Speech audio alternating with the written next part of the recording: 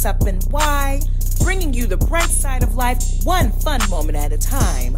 Brought to you by the New Thought Media Network. Please put your hands together for your hosts, Rev Casey Taylor and Miss B Lovely.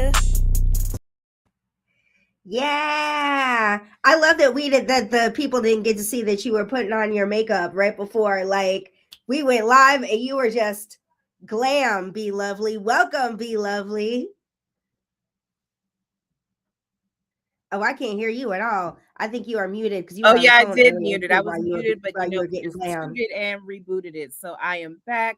Hey guys, thank you for joining us for another episode. I was trying to put my lip gloss and stuff on inconspicuously, but you know, Rev Casey Taylor loves to call us out on our BS, don't you?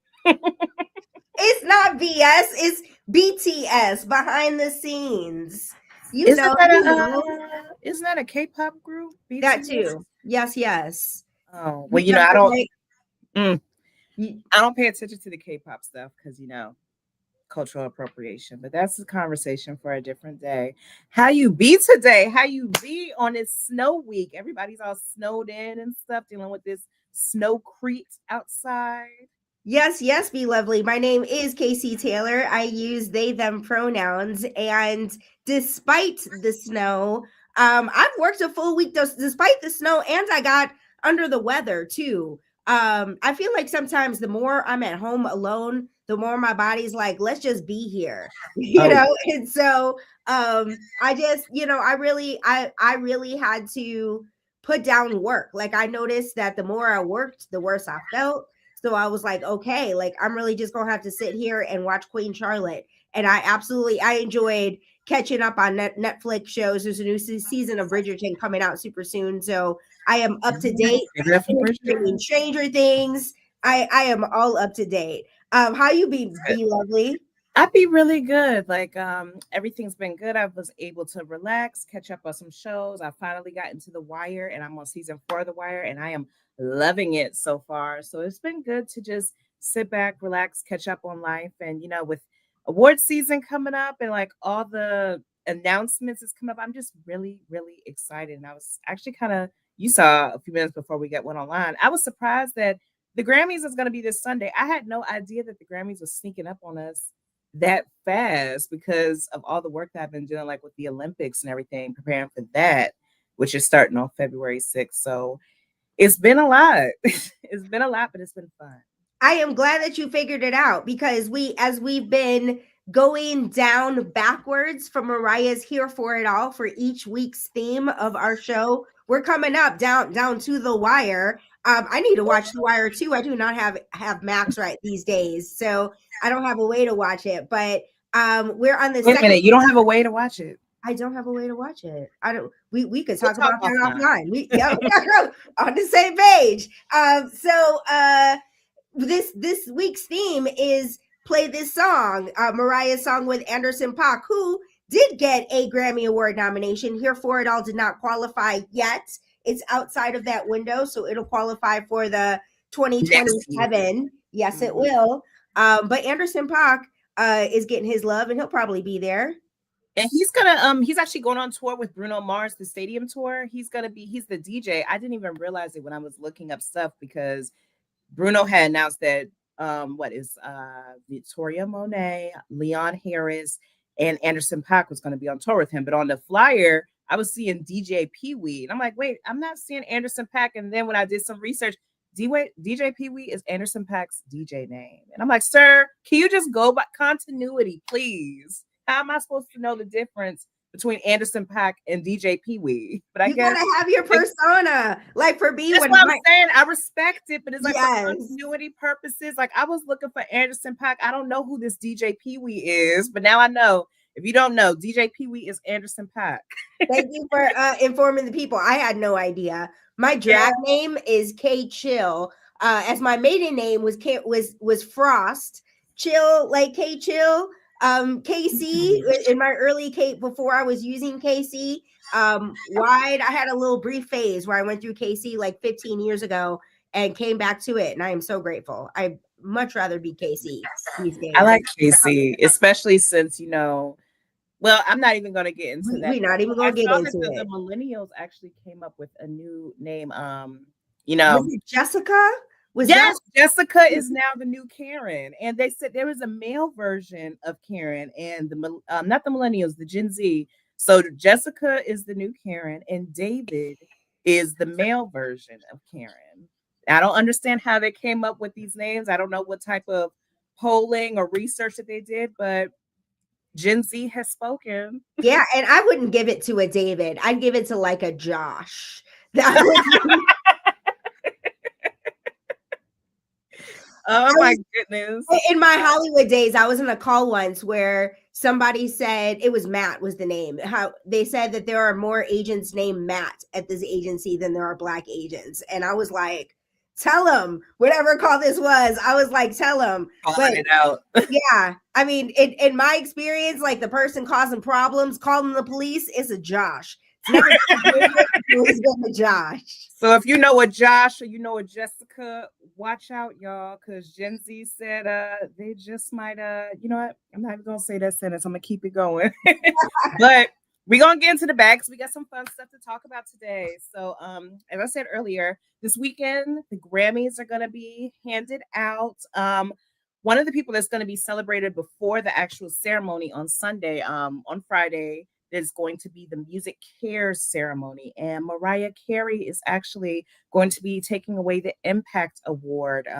She's going to be celebrated for her extraordinary career and her long-standing commitment to supporting communities and people in need. And I think that is well deserved because from the beginning, Mariah had the what was it? Is it the Fresh Air Fund, where she would like help inner city children in New York City, take them out of the inner city, take them out to the countryside, help them be able to like, explore different types of hobbies and activities and stuff. And Mariah, Tiffany Haddish went to one of those camps. I'm pretty sure I heard her on a yes, I forgot about that. What are the odds?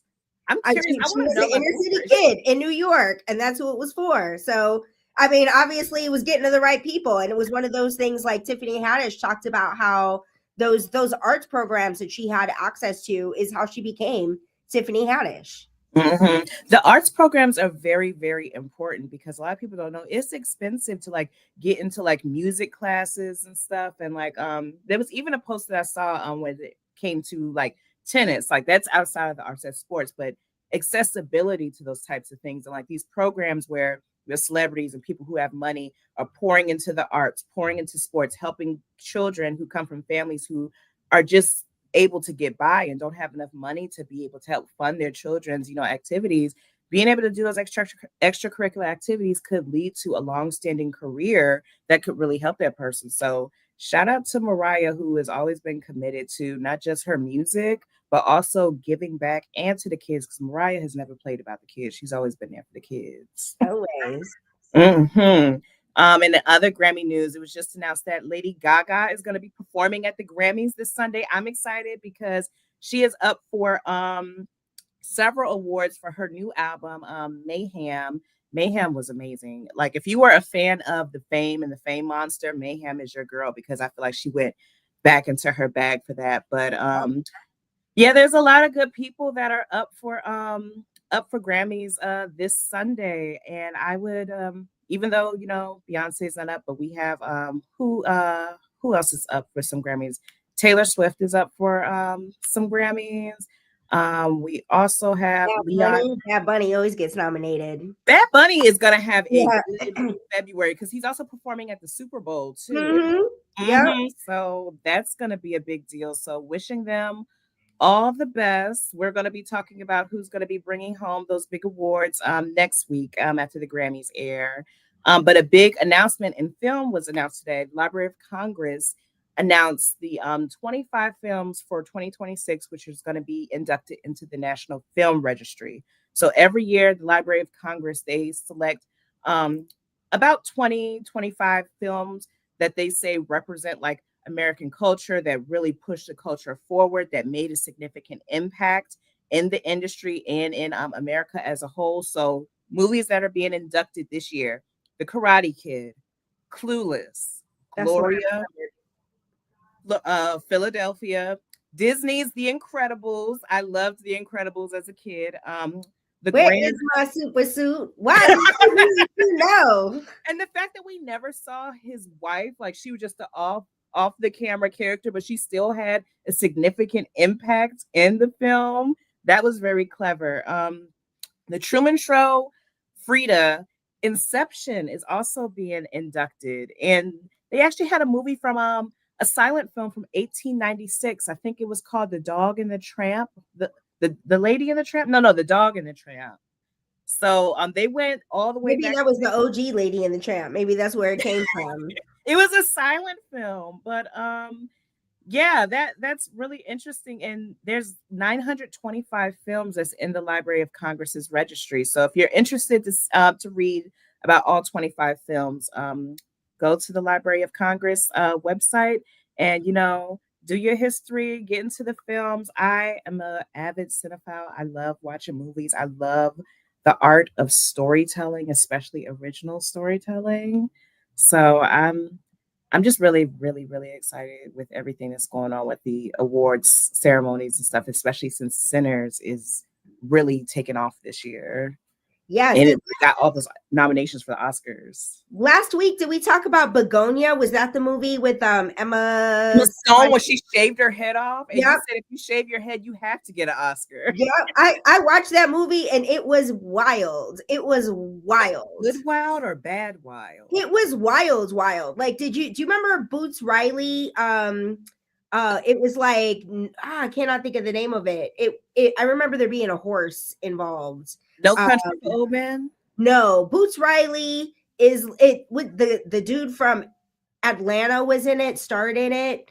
The guy who's always Lakeith Stanfield from Atlanta starred in it. Oh, Lakeith Stanfield. Mm-hmm. I'm not sure of the movie. You know what? You probably didn't see it. When I said it was wild, it was a wild movie. I remember I saw the theater. What is it? Not Black Jesus. No, definitely not Black Jesus. That was a series. It was a movie and it was crazy. And Begonia is also one of those movies that is just straight up, it's crazy. Which in some ways is fun because movies can be either like it's like this is what I was saying last week about Oscar movies is they have a tendency to be like really slow or this like really artsy way where you're like, what am I watching? And the movie was absolutely one of these like, what am I watching? Like the whole time. I'm like, I can't even tell you what Emma I'm Stone. watching. But it was interesting. It was interesting. It's one of those movies that it's like, what is even going on here? Kind of like Everything Everywhere All at Once, but not where the theme is not nearly as clear. I liked Everything Everywhere All at Once because it was a cute little like action fantasy type of thing. I think I'm going to give Begonia a chance because Emma Stone, she does surprise me in films. Like I really loved her last film with William Dafoe, and it was really, really popular in the awards season last year. I forgot the name of it. Oh my goodness, but she's really good, and she just got nominated for a BAFTA award for Best Actress. So she must have really made an impact. I'm going to put that on my list. It was films really I need to see for sure. And as somebody who's into like horror movies, I think you might be into it. I think Begonia has some horror elements. It does have some horror elements to it. Yes, it does. I love me a scary movie. Yes, it's not framed like that. It isn't like, jump scare. Like it's like, you really don't see this coming. That's just really what it is. Say less. I'm gonna have to give Begonia a watch. Okay. I'm gonna have to talk about it next week. You let me know. Yes. But one last thing before we get into our next segment. Want to give a shout out to all the nominees for the BAFTA Awards. That's the British equivalent of the Oscars, the British Film Awards. The nominations were announced earlier this week. One Battle After Another with Leonardo DiCaprio and Tiana Taylor is leading nominations with 14. Sinners, Ryan Coogler's Sinners, in second place with 13 nominations. And Wicked for Good actually picked up some nominations, even though they were snubbed by the Oscars. They picked up several nominations. So good luck to them. What'd you say? Deserve, and I'm glad that Cynthia and Ariana are up for a Grammy for Defying Gravity. We'll see what happens there. We'll see what happens on Sunday. Like I We said, will. come back here next Thursday. We're going to have a recap of the Grammys. We're going to see, is Cynthia and Ariana going to take away awards? Will Lady Gaga take away awards? Will Bad Bunny start off his February on a high note before he starts the Super Bowl? We will find out next week. Okay.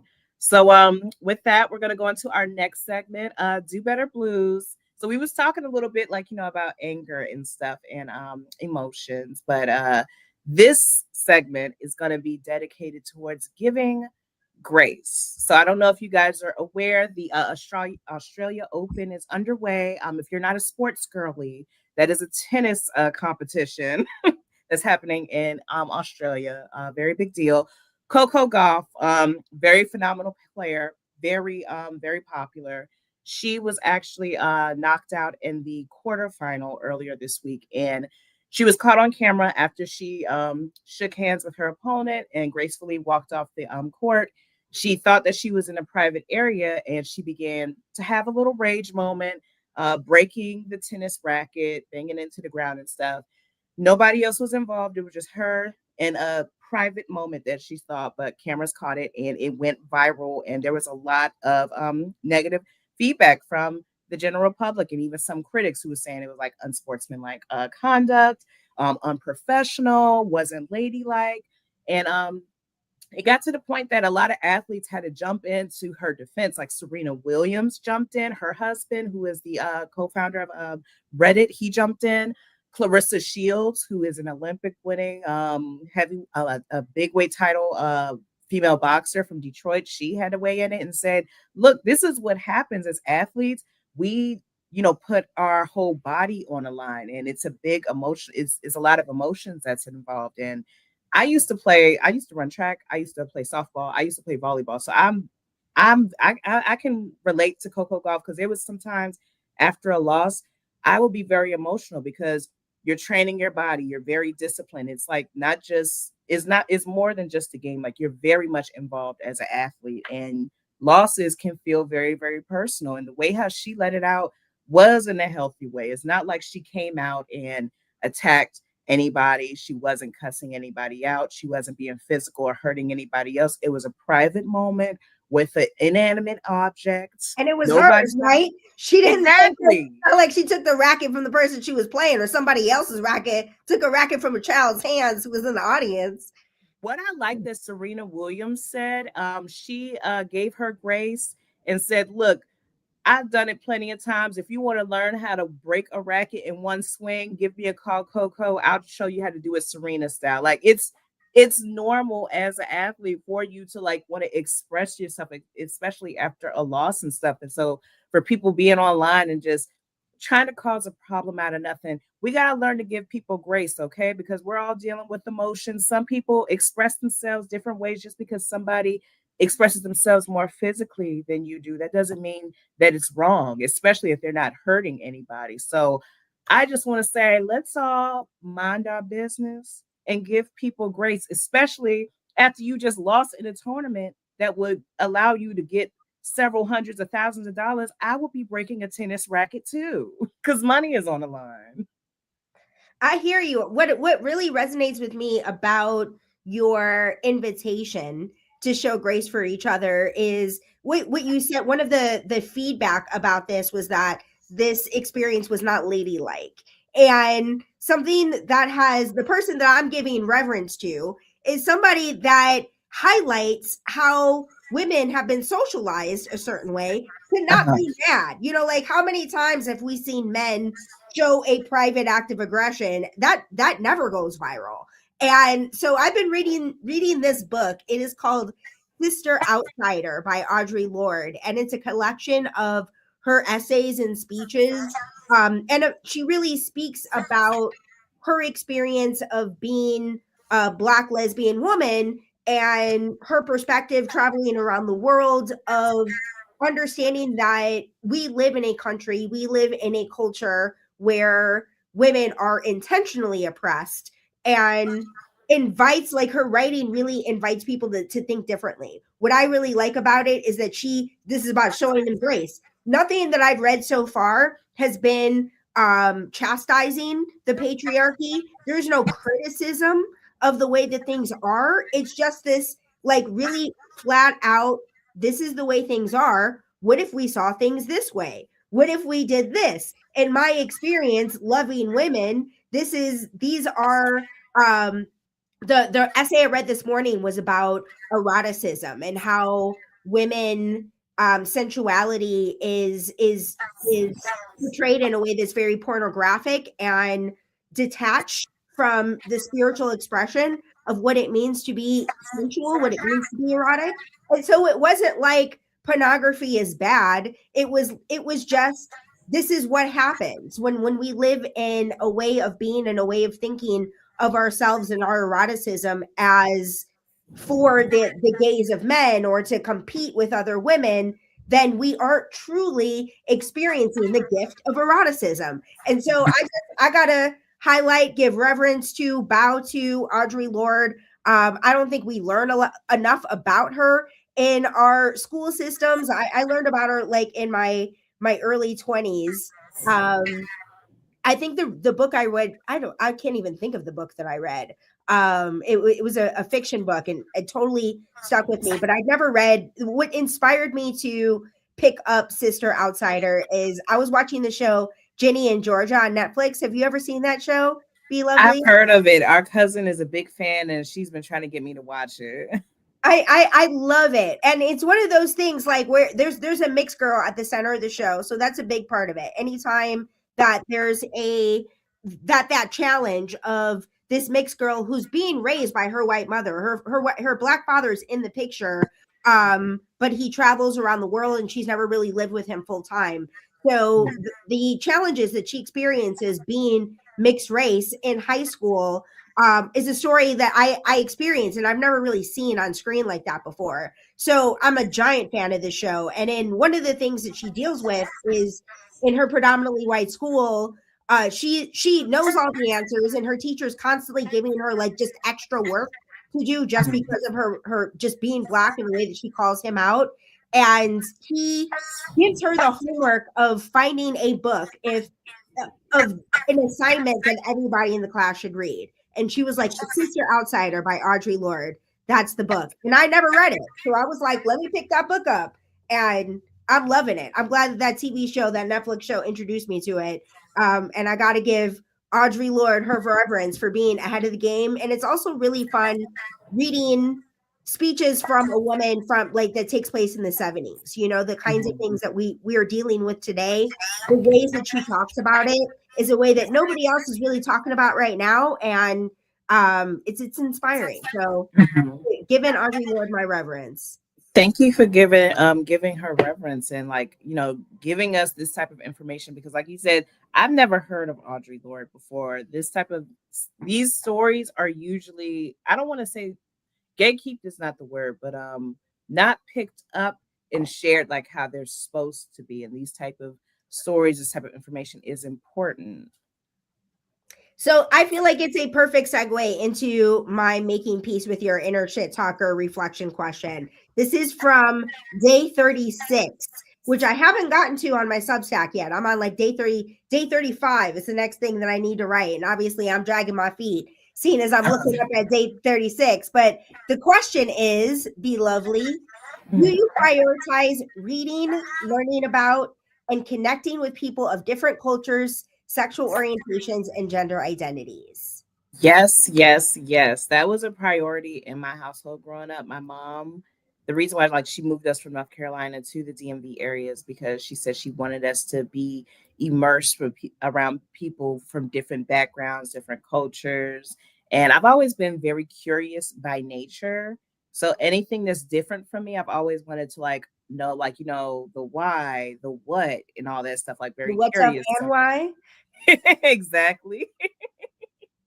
Yeah, so like for me, like that's always how I've lived my life, wanting to. I'm a lifelong learner. I love learning.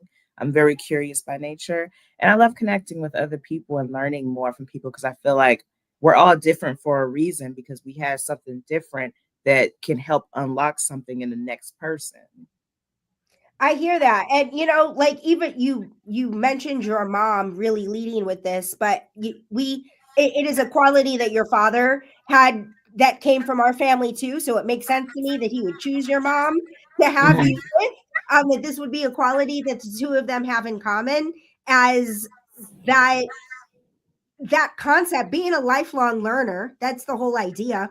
Coming from a family of teachers, being a Yes. lifelong learner, that quality is really driven home to us. And I think our community, our culture would have a lot more grace from each other if this was something that we did, if more of us operated like this. I feel like we have more to learn from each other. Like society tries to pit people against each other and make it seem like we're different. We do have our own differences, but when you look down to the core, the human core motivators, we all have the same type of core motivators. We all want to be, I'm not going to get into all this field, but I think that it's important to be able to connect with people from different cultures so that you have different perspectives in life. Because if you're looking at life from what you were taught, what you're used to, you are completely missing several different dimensions that this world has, different lenses to see this world because people are living this life from different lenses. And so just keep that in mind. You can always learn something new. As I like to say, every day above ground is a day to learn something new and to improve. So For be sure. curious and try to explore and learn your environment and the people in your community. Be curious really sticks out for me, because I feel as if we live in this culture of right and wrong, like you said, put against each other, right or left. Somebody posted on Facebook earlier this week how Joe Biden and Barack Obama were the worst presidents in America. And I said, tell me more. I'd love to hear more about why you feel this way. And he said, if you can't see it, you're lost. And I said, obviously, we have different experiences as Americans. And so my perspective is different from yours. And I think that there's more value in me making an effort to understand your perspective than to call each other wrong or lost. And that's really been my shift, is instead of turning people away or not listening to beliefs that I don't agree with, I ask questions. Tell me Yeah. more. I want to understand where you're coming from. It's not my experience, but instead of shutting you down and telling you you're wrong, I'm going to ask. And if you come back at me with my question of calling me wrong, I'm going to be clear that I'm just trying to understand a different perspective. If that's not who you want to do, we don't have to do that. That's just where I'm coming from. That response that that person gave you just automatically already makes whatever that they're going to say after that null and void. Because if somebody comes to you saying, hey, can you give evidence or, I don't want to say facts, but what is it that from your point of view, what is it that you have? And if you can't defend it, null and void. Right? And somebody else, like they said something about how the Boston mayor said $1 billion were spent on housing and providing food for undocumented people. And I was like, can you show me that somewhere? Can I That see would be leading citation? news He's everywhere. like, look it up. I was like, I did look it up before I asked you where you got this information from. I'm just asking. I'm just asking.